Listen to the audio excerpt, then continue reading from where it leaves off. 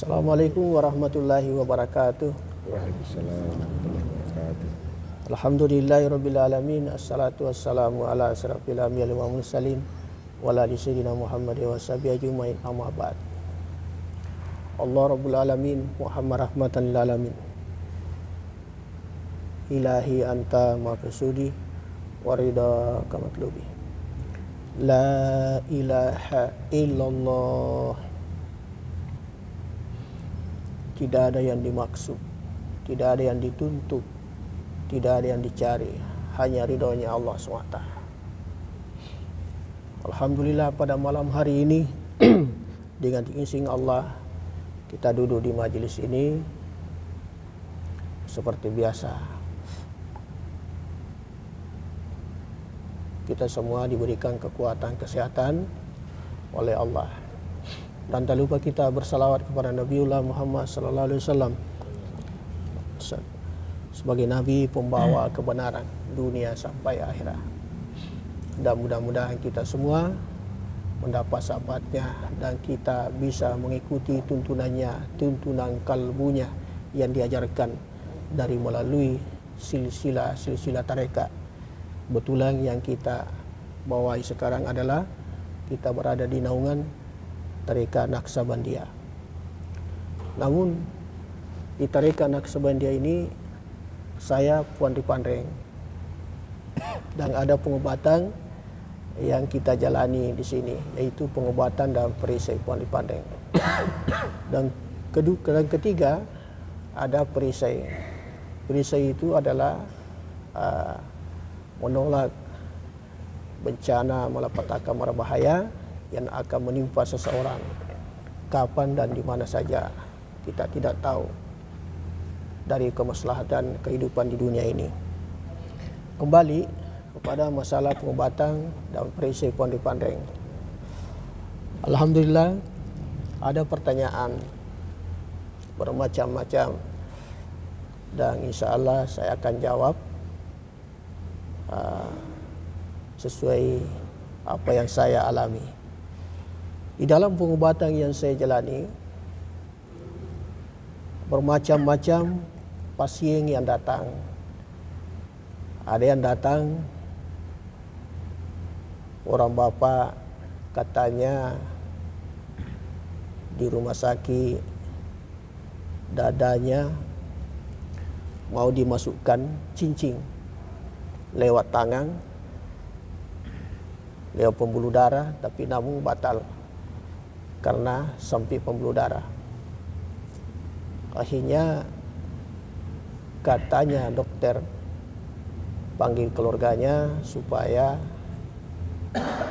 dirujuk ke Makassar, salah satu rumah sakit di sana, supaya dibelah dadanya, supaya dipasang tadi itu cincin. Dan si bapak tadi ini dia tidak mau. Akhirnya mengambil keputusan keluar dari rumah sakit, pulang ke rumahnya. Akhirnya alhasil ketemu, diobati bapak tadi ini. Ya, dia bercerita kepada saya sesuai tadi yang saya bahasakan penyakitnya. Tapi saya katakan, Pak, itu tidak salah. Itu ilmunya dokter, tidak salah. Karena itulah ilmu yang didapatkan sesuai dengan pengalaman yang dilalui dan dipelajari. Tetapi dokter ilmu kebatinan lain juga. Karena dokter ilmu kebatinan itu berasal dari agama Islam atau dari ilmu tasawuf atau ilmu tarekat.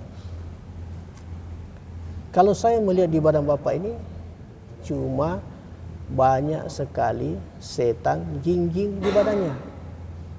Akhirnya banyak kecemasan, dadanya selalu berdebar-debar, sakit, muncullah rasa cemas. Akhirnya tadi si bapak saya kasih motivasi, Pak, ini penyakitnya bapak ini tidak seberapa dibanding yang kemarin-kemarin yang saya obati. Diobati lebih parah lagi. Ini bapak ini masih bisa bicara, masih bisa jalan. Cuma tinggi rasa cemasnya. selalu ketakutan. Dia bilang betul itu kita bilang, tinggi rasa cemas. Kemudian dia merasakan juga berat kepala. Kalau jalan dia oleng. Bisa tanya, Bapak tahu kenapa oleng kalau jalan? Saya tidak tahu. Mau saya kasih tahu? Bila iya. Kenapa Bapak oleng kalau jalan? Karena di badannya itu bagian di atas kepala banyak sekali jin-jin di kepala kita. Seperti itu. Kenapa seperti itu? Karena pikiran kita kemana-mana. Selalu bergantung kepada apa yang disampaikan tadi.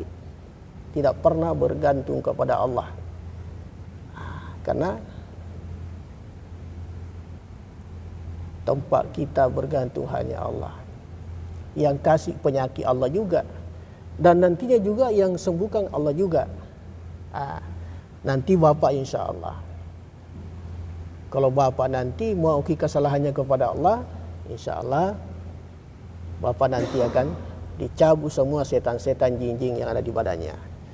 Walhasil, tadi Bapak saya tuntun berdoa dan dicabut semua tadi setan-setan. Akhirnya ringan badannya, ringan badan. Banyak lagi yang saya dapatkan, tinggi kecemasan. Seperti kemarin di Saluk Biru. Apa Saluk Biru apa itu? Kalau berani, itu pegang kepalanya, berteriak-teriak.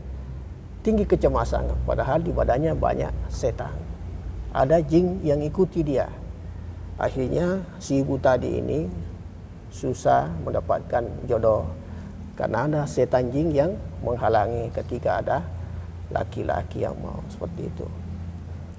Jadi intinya penyakit itu akan ada di tubuh karena ada tempatnya. Tempatnya apa? Adalah dosa. Cuma itu tidak ada yang lain. Kalau banyak dosa kita bikin, banyak juga tempatnya setan jin di badan. Kalau sedikit dosa kita bikin, sedikit juga setan di badan.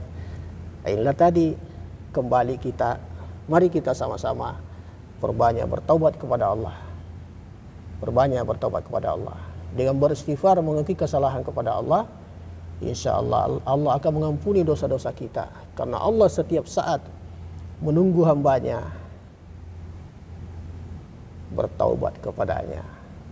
Ketika dia minta ampun kepadanya, bertaubat kepadanya, Allah akan mengampuni dosa-dosanya.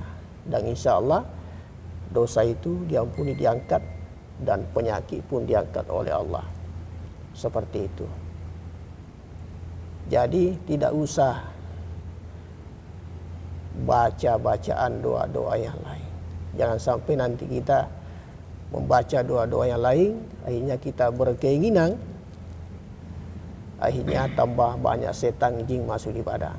Tetapi kalau mengakui kesalahan kepada Allah, maka itulah yang lebih baik. Karena zaman sekarang ini tidak perlu banyak baca-baca. Yang perlu sekarang diperbanyak adalah bertaubat dan berzikir kalimat tauhid kepada Allah supaya kita diampuni dosa dan kita lebih dekat kepada Allah. Itu yang mungkin saya sampaikan. Lebih dan kurangnya mohon dimaafkan. Assalamualaikum warahmatullahi wabarakatuh. Sallu ala Nabi Muhammad.